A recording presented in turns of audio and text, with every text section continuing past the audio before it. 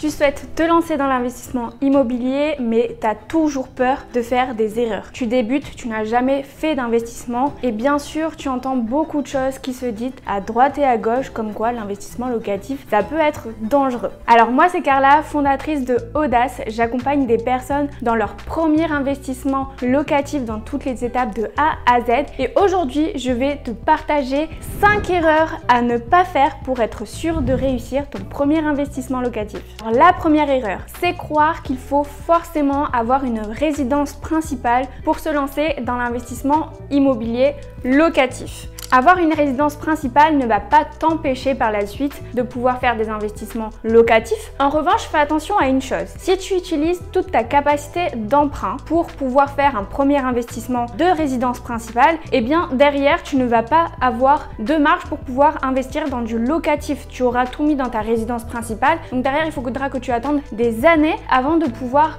réinvestir dans une résidence à investissement locatif. Et du coup, tu vas te mettre dans une situation où, ok, tu auras une belle résidence principale, mais derrière tu n'auras pas la marge pour pouvoir faire de l'investissement locatif. Tu vas voir, il va y avoir des banques, quand tu vas aller les voir pour te faire financer, qui vont te demander d'avoir un premier investissement en tant que résidence principale. Si c'est le cas, ne les écoute pas parce que ce n'est pas une vérité. Beaucoup d'investisseurs commencent avec du locatif et il n'y a aucun problème par rapport à ça. Il suffira juste que tu te rendes dans une autre banque pour pouvoir te faire financer un projet locatif dans un premier temps. Donc retiens bien, si tu souhaites faire de l'investissement locatif, tu peux commencer avec une résidence principale, mais attention de ne pas forcément tout mettre dans ce projet-là, ne pas mettre tout ton apport, ne pas demander le maximum, c'est-à-dire les 35% de taux d'endettement dans ce premier projet, prendre de la marge pour pouvoir faire de l'investissement locatif par la suite, ou sinon directement commencer avec de l'investissement locatif, toujours sur le même principe, ne pas mettre tout ton apport et ne pas mettre le maximum de ton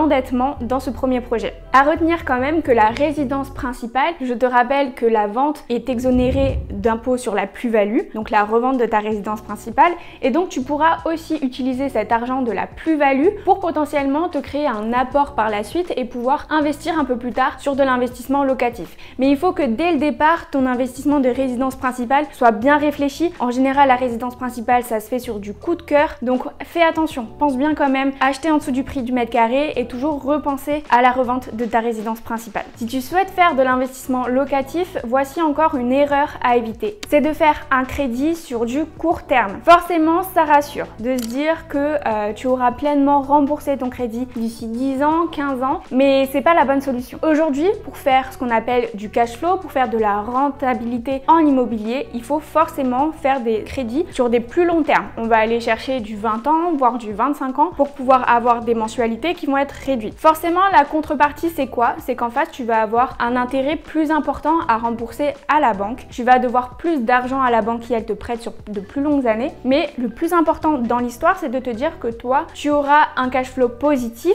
et pas négatif. Fais les calculs de rentabilité, tu te rendras compte qu'en faisant un prêt sur 10 à 15 ans, tu risques fort d'avoir un cash flow largement négatif. Alors si tu sais pas calculer une rentabilité, je t'invite à laisser un petit commentaire en dessous de la vidéo et puis je prends des contacts avec toi. Si tu souhaites faire de l'investissement locatif, il faut que tu arrêtes de faire passer le coup de cœur. C'est souvent ça, on a du mal à ne pas faire passer l'émotionnel dans des projets d'investissement immobilier. Un investisseur qui a fait de nombreux projets immobiliers, il détache au fur et à mesure cet émotionnel-là. C'est-à-dire que pour mon cas, lorsque je fais des investissements immobiliers, j'enlève tout ce qui est émotionnel. Je ne me projette pas dans le bien. J'essaye de toujours penser plutôt à la place du locataire et je vais pas choisir un appartement dans un tel quartier parce que j'adore le quartier et du coup de me dire je suis prête à faire une offre au-dessus du prix du marché ou je fais une offre au prix pour ce bien-là juste parce que j'adore le quartier ou j'adore la déco. Non, il faut vraiment se détacher de cet émotionnel-là. Le plus important, c'est les chiffres. Donc, qu'est-ce qu'il faut se demander finalement si on veut vraiment être sûr des chiffres? Bien, il faut se demander est-ce que j'achète au bon prix? C'est-à-dire est-ce que j'achète au prix au mètre carré du secteur? Donc ça, il faudra bien que tu aies une étude de marché qui soit complète. Est-ce que j'achète au bon endroit? Est-ce que le quartier va se dynamiser ou pas? Est-ce que j'achète un bien dans lequel je vais faire des travaux ou pas? Et à ce moment-là, toi, il faudra juste que tu arrives à te projeter un peu plus loin, mais il n'y a pas vraiment besoin d'avoir un coup de cœur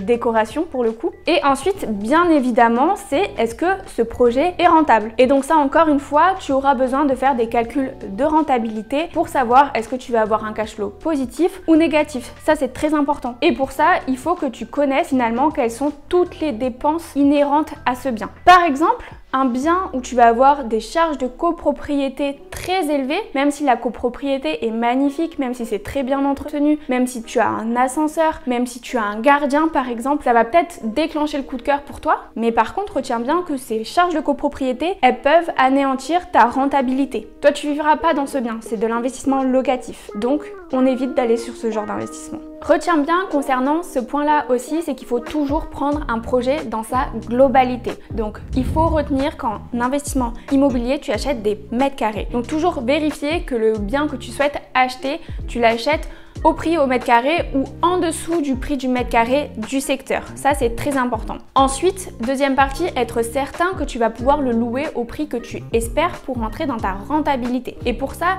il faut bien faire encore une fois une étude de marché, c'est super important. Enfin, dernière étape, c'est être certain que ce bien-là, tu vas pouvoir le vendre avec plus-value ou qu'en tout cas, tu ne perdras pas d'argent à la revente sur ce bien-là. Quatrième erreur, si tu fais de l'investissement immobilier locatif, il faut bien garder en tête qu'il faut éviter de mettre tout ton apport. On reçoit régulièrement des messages où on nous demande en fait je sais pas trop comment faire, j'ai une situation un peu compliquée, j'ai 50 000 € d'apport, est-ce qu'il faut tout que je mette dans ce projet là? En fait il faut bien garder une notion qui est très importante en investissement immobilier, c'est l'effet de levier. C'est-à-dire que faut garder en tête que généralement la banque va te demander à peu près 10% d'apport sur chacun de tes projets. Donc imaginons que tu souhaites faire 5 projets de 100 000 €. Tu pourras pas directement commencer avec un projet avec 50 000 € d'apport et pour investir 500 000 €. Là, la banque, elle va pas te faire confiance. Par contre, si tu fais plusieurs projets au fur et à mesure du temps, sur ces 50 000 €, tu vas à chaque fois utiliser 10 000 € pour le premier, 10 000 € pour le deuxième, 10 000 € pour le troisième, 10 000 € pour le quatrième et 10 000 € pour le cinquième, à chaque fois d'apport, ça va te permettre d'investir à la fin 500 000 €, de lever 500 000 € de crédit sur 5 projets différents. Il faut savoir que si toi, tu proposes directement tes 50 000 € au départ pour un premier investissement, et ben la banque elle va te dire ok, vous mettez 50 000 €, nous on vous prête 50 000 €. Donc j'espère que tu as bien compris la différence entre mettre tout son apport et mettre son apport au fur et à mesure des projets. Donc importance de ne pas mettre tout son apport dès le premier projet et ne pas avoir peur de se faire refuser un projet. D'accord? C'est-à-dire que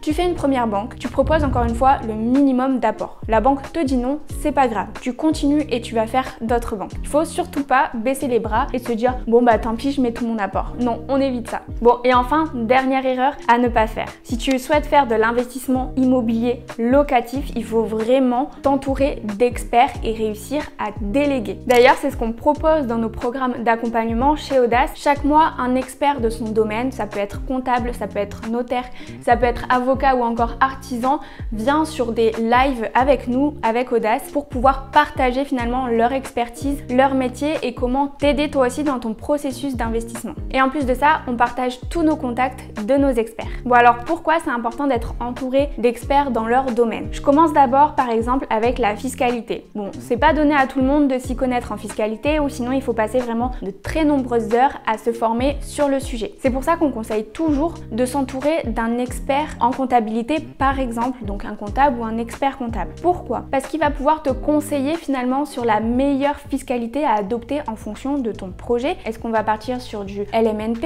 Est-ce qu'on va partir sur de la SCI, de la SARL, etc., etc. Donc il a vraiment un devoir de conseil. En plus de ça, je sais pas si toi tu as déjà fait un bilan comptable, est-ce que tu as déjà déclaré un LMNP? Est-ce que tu as déjà rempli des formulaires CERFA? Est-ce que tu sais même ce qu'il faut remplir? Ça c'est pas certain. Et là, le devoir de l'expert comptable, c'est vraiment de t'aider dans toutes ces étapes. Autre exemple, si tu as des travaux à faire dans ton bien, essayez de se faire quand même accompagner par des experts du métier, des artisans, des sociétés qui sont expertes dans les travaux que tu dois faire, par exemple un plombier, un électricien, quelqu'un qui va pouvoir déposer le parquet ou la cuisine, etc., etc. Toi, ça va t'éviter de perdre du temps et le temps, c'est de l'argent. Donc tu peux bien évidemment commencer sur ton premier investissement à faire les travaux toi-même si tu n'as pas le budget ou si tu souhaites en apprendre plus. Par contre, sur les prochains investissements, il va falloir quand même réussir à déléguer cette partie-là qui, elle, te prendra beaucoup de temps et puis va te permettre finalement d'enchaîner les investissements de plus en plus rapidement et puis aussi éviter les galères si quelque chose est mal fait. Bon, j'espère que cette vidéo t'a plu et que tu es maintenant rassuré pour te lancer dans l'investissement immobilier.